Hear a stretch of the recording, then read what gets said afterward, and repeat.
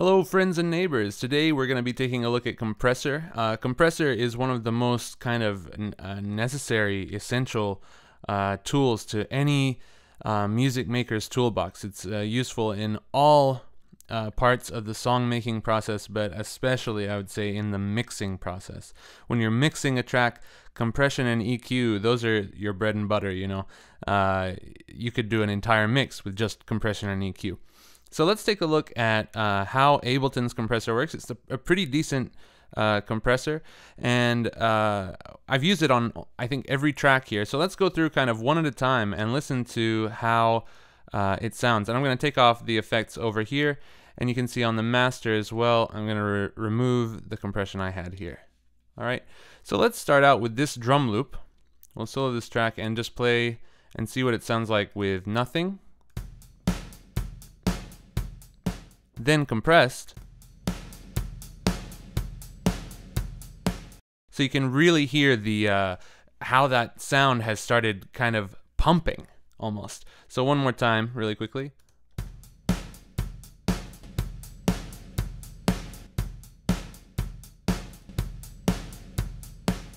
So it's a very specific kind of effect, and I'm really slamming this compressor here. Also, I did the same thing over here, but with even stronger compression. Without the compressor, I had already an effect going. I had this.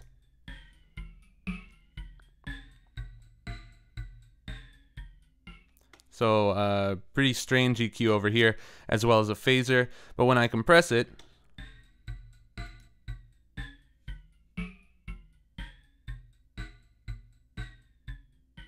you may notice it's not actually being compressed.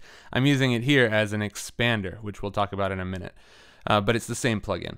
Next, over here, we've got our bass line, bass loop. So without.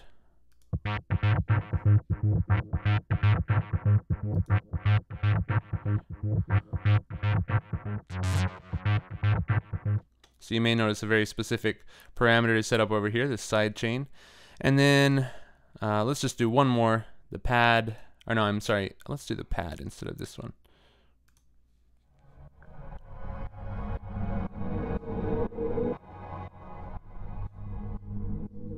And without.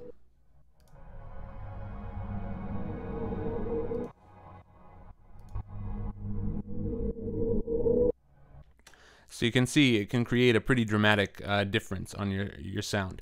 But let's go through the plugin and look at each parameter. By the way, you might want to grab a cup of coffee. This is probably going to be a little bit longer of a video than usual, as the compressor is a pretty deep plugin. Alright, so I've set up a track over here, and I've got a couple of very dry drum loops with no effect on them whatsoever. They sound like this. And we're going to kind of take them through their paces and try compressing them in different ways. But first of all, let's just look at what a compressor looks like when you drag it in. It starts out looking like this, or more likely actually like this. So the main things you need to think about when you're compressing is, one, how does a compressor work? Well, basically what a compressor does, it reduces the level of the peaks. So if I play this sound and we have this mode over here, you'll be able to see the peaks.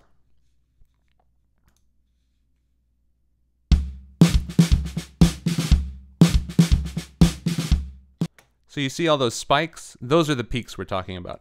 So a compressor is going to bring down the level on those peaks, and that's going to give us more headroom, kind of, more room to play with, so that it's not quite so dynamic. And the way that we define how much to cut down, or where to begin cutting down, what a peak is the threshold. So the threshold control is right here. Let's play the sound one more time. So you can see it's already hitting almost to the top. But watch as I pull this threshold down, and watch this area right here. This is called the gain reduction. Watch what happens.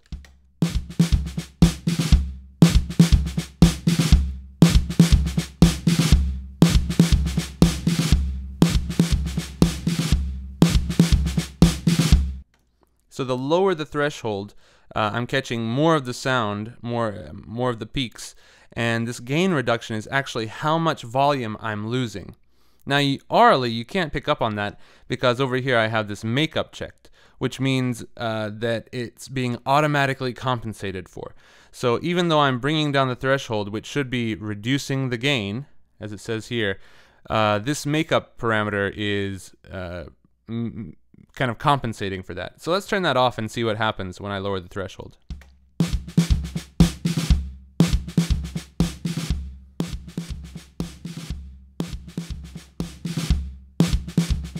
So you can hear the overall volume goes down quite a bit. All right, so let's set it to something pretty normal.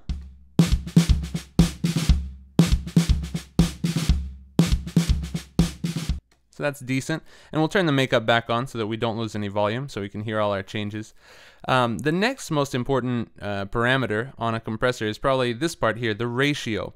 And if we turn it all the way down, it can go 1 to 1, and go all the way up 2 to 1, 3 to 1, up to, it looks like 63 to 1, and then it just becomes infinity to 1.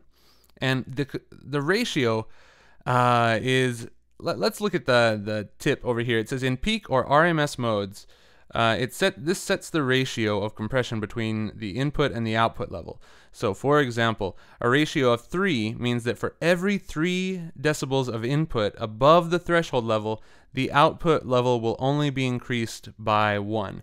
A ratio of 1 to 1 results in no compression. So this is you can think of this as like the intensity or the strength of the compression. So let's listen at, let's do 2.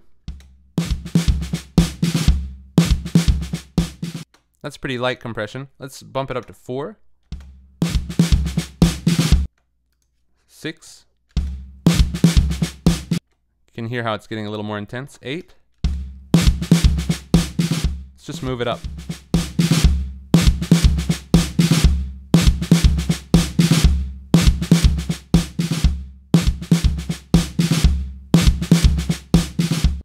So that's obviously that has a really big effect on what the compression sounds like. This is incredibly important. In fact, with a lot of older compressors, all you really had was this threshold control and the ratio, and that's all you needed. However, with a lot of compressors, you also have the attack and release, and we've seen attack and release on a few other things. Attack and release basically decides how long it takes for the compression to begin, or to reach that maximum compression once the signal pops over the threshold that you've set.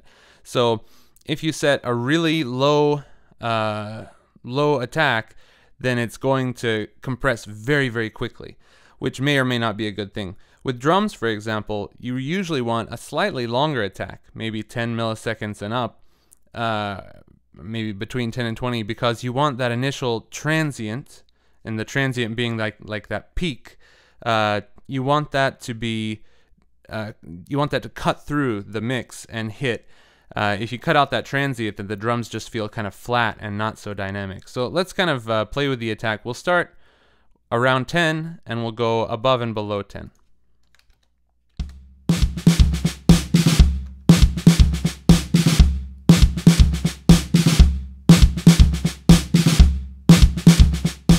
You can see when I get up really high, there's no gain reduction happening because it's just taking too long to take effect. So I'll start easing back down.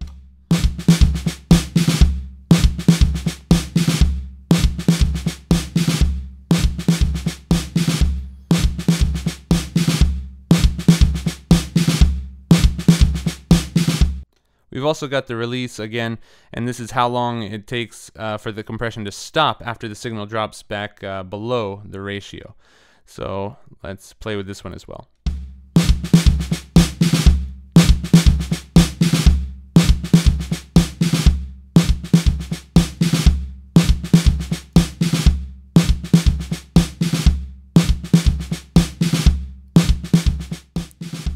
Notice when it's really low, the gain reduction is just flickering down and up and down and up. But as we get higher, it kind of becomes elastic, like a rubber band. It's kind of slower going back. So you can play around with these. The settings you want for the attack and release, that's something that, you know, everyone's a little bit different. Every producer does it differently. Every mixer does it differently.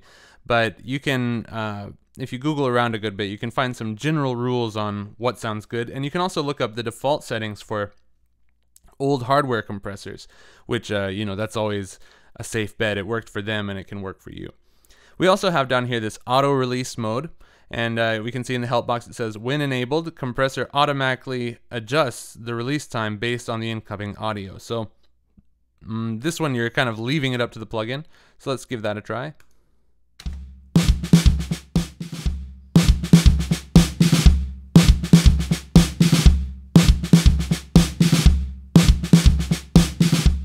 That's sounding pretty good. And you may notice that all these sounds, they're not immediately super recognizable when you're listening to them. That's the thing about a compressor. It does a lot of subtle things. And especially for people who haven't had a lot of experience mixing or engineering, sometimes you may think that's not making any difference at all. But it really is making a small difference. And especially when you start stacking compressors, even slight changes can really change the overall feel of a sound. Just with a slight change. So anyway, let's get back over here to the makeup button. This automatically adjusts the makeup, but let's say you want to do it manually. We can leave this on, or we can take it off and then just control the out level here. You can also leave it on and control the out level. It's up to you. It just maybe turning it off gives you greater control over it. All right, next we have the knee over here, and the knee adjusts how quickly the compressor responds as the input level approaches the threshold. So for example, in the help box it says that 0 dB or decibels, no compression is applied to signals until they exceed the threshold. This is known as a hard knee. Higher values cause compression to begin more gradually as the threshold is approached. So you can kind of slope the compression. It will still be compressed, so the attack still has an effect, but the compression will be less and then grow to a greater value. So let's play around with that and see if we can hear any difference. Again, we'll start with a hard knee at 0.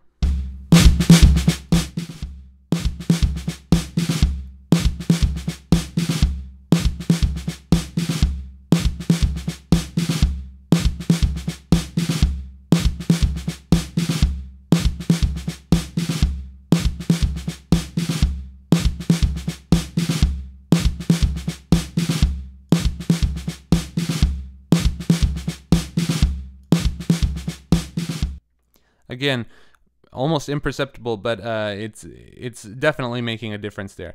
And we can visualize this knee feature if we move over to the next view. You may have noticed that there are 3 buttons down here. We're looking right now at just collapse view. This is kind of the basic compressor with only the essential controls. We've also got the transfer curve view. And this view, if we click it, it's going to show this transfer curve. And it shows the input level is represented horizontally and the output level is shown vertically. So let's watch and see what happens when we play it again in this graph.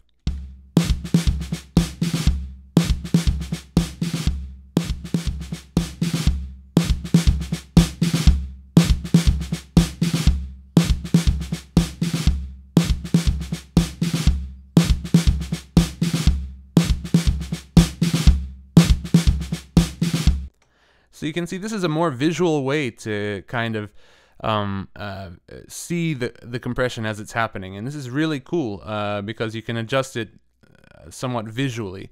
Although really you should be, you know, using your ears. This can be a cool way while you're learning how a compressor works to think about it, this kind of graph. And it's also, the knee is visually represented. You can see here. So the 2 lines that are moving, they represent the knee that you're causing or you're bringing into effect. Also, you may have noticed when we changed to the transfer curve view, we got this button down here. So it says ENV log. If we click it, it changes to lin. So logarithmic and linear. And basically what this does is, well, logarithmic mode is the basic version that most compressors are in. So it says over here, in logarithmic mode, sharply compressed peaks will have a faster release time than less compressed material. This can result in smoother and less noticeable compression than in linear mode. Oh, I'm sorry, I got it backwards. Linear mode, I think, is what most compressors are in, but logarithmic mode may result in a bit of a smoother effect. So let's hear if there's any difference. I don't think it will be that perceptible.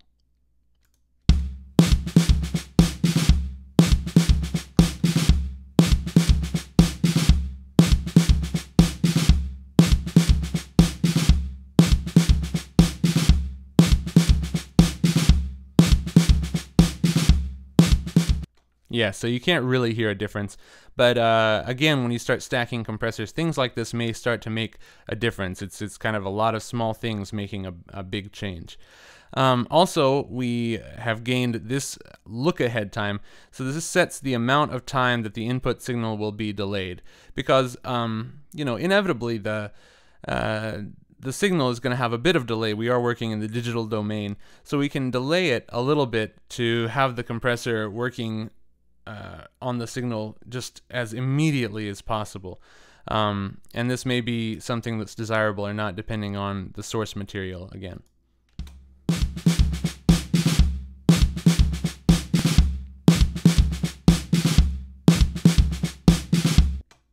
All right, and then the third view that we have, and this is one of my favorites, this is, I think, new to Ableton Live 9, is the activity view. So the activity view has a really great visual representation of what's happening with compression. So it shows the level of the input signal in light gray, and it can be toggled also to show the amount of gain reduction in orange.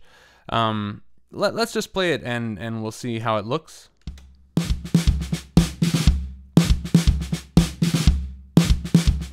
So you can see here it's showing where the gain is reduced and how much reduction is happening. And we can change our threshold visually while we're playing it.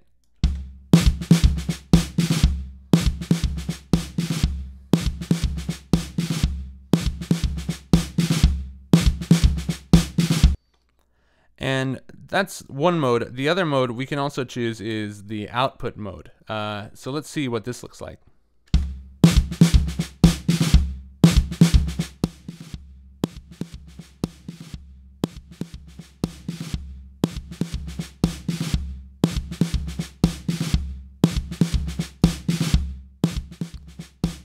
So you can see the original signal was shown in that dark gray, whereas the lighter gray with the white outline is what's actually being output.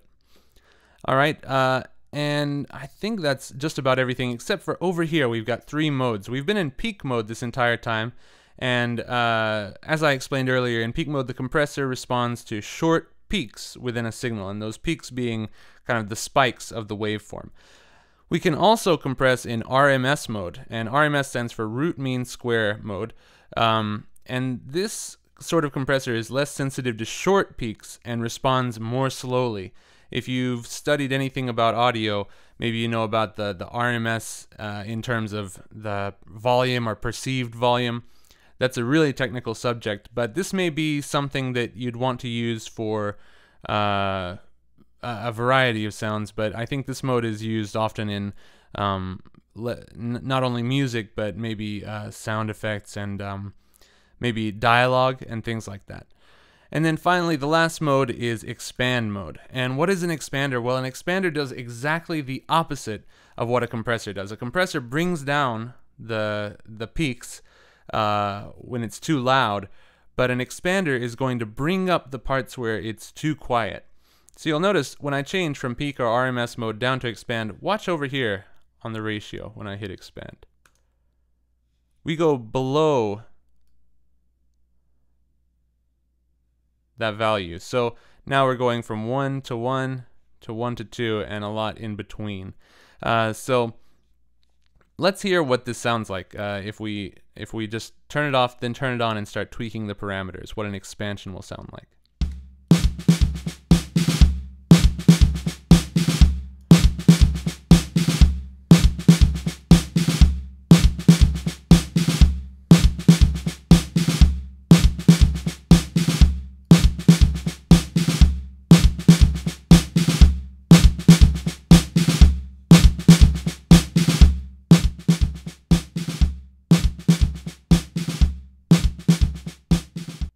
So you can see it's emphasizing those peaks now. It's making them louder. This drum example is not a great way to show you really what it does. Let's see, one of these sounds I did use it as an expander. Here it was, over on the strange affected drums. So let's play this again.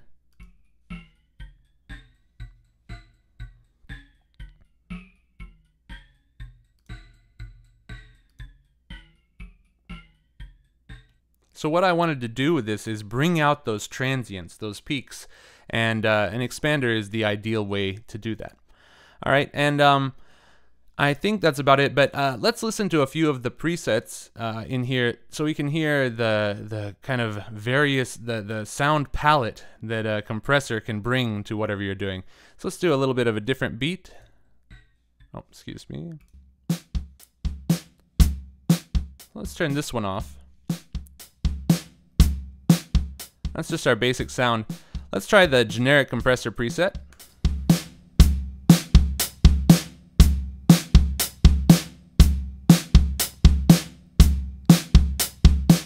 So that's pretty good. It compresses the sound nicely. It sounds good. Let's try the loud Neelis preset.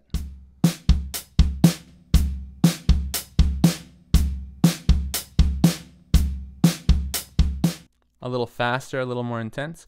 Next, let's try the brick wall.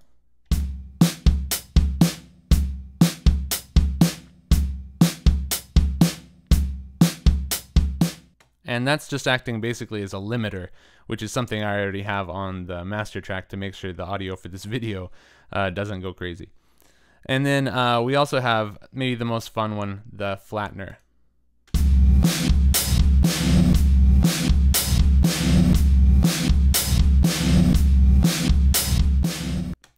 So here, this one, you can really run into some fun stuff. You can bring the ratio all the way up, attack very quick, and release around 100 milliseconds, no knee, and a very low threshold. You'll get a pretty intense sound, which can be fun to blend with the normal sound in parallel compression. And that brings me to our final parameter, well, almost final, of the normal plugin, and that's the dry-wet settings. So let's start at 0%, just the dry signal, and we'll slowly try to blend this flattened sound in.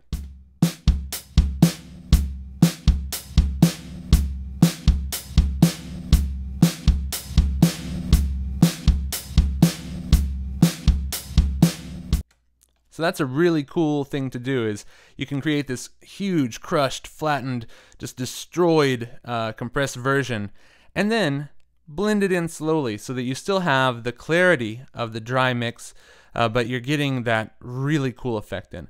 And that's something called parallel compression that is super powerful and super fun to play with when you're mixing tracks. All right, so that's all the basic features of the plugin, but there is one more feature, and I featured it, I'm saying feature a lot, featured it prominently in the pad over here. Let's listen to this.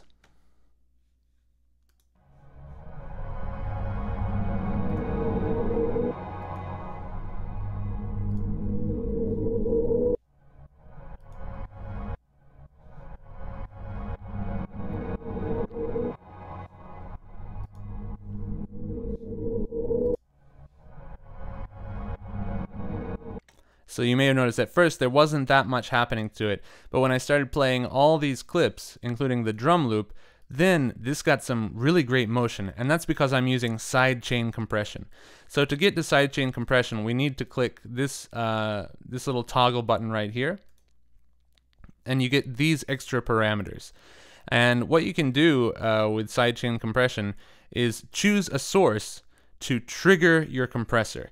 So in my case, in this compressor, I'm using the drum loop, and I really only want the kick from the drum loop. So I choose the source.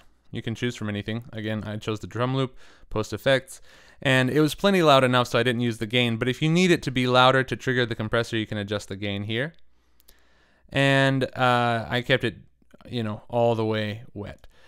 And then I came over here to the EQ, and I've got all my EQ modes here that you'd find in a typical EQ.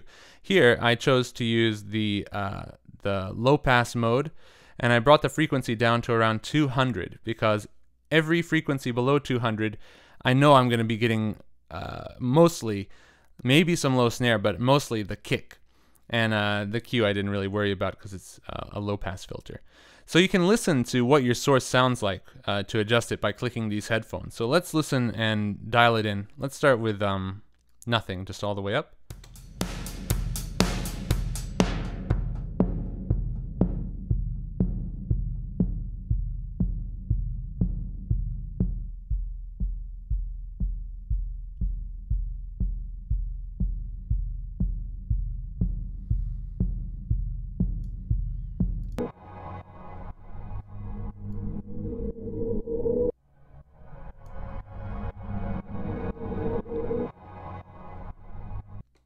So you can hear that now whenever the kick comes through, the pad is ducking out of the way, and this is sometimes called ducking, and it's used a lot in dance music, EDM, all kinds of genres. But this is super powerful for getting things out of the way. So let's say, for example, over here I have my bass line. Let's hear what it sounds like. Let's hear what it sounds like with the drums.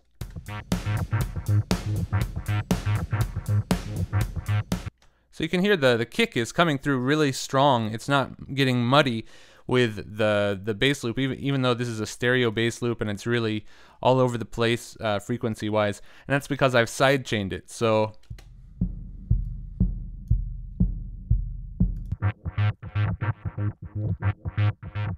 if I take that off,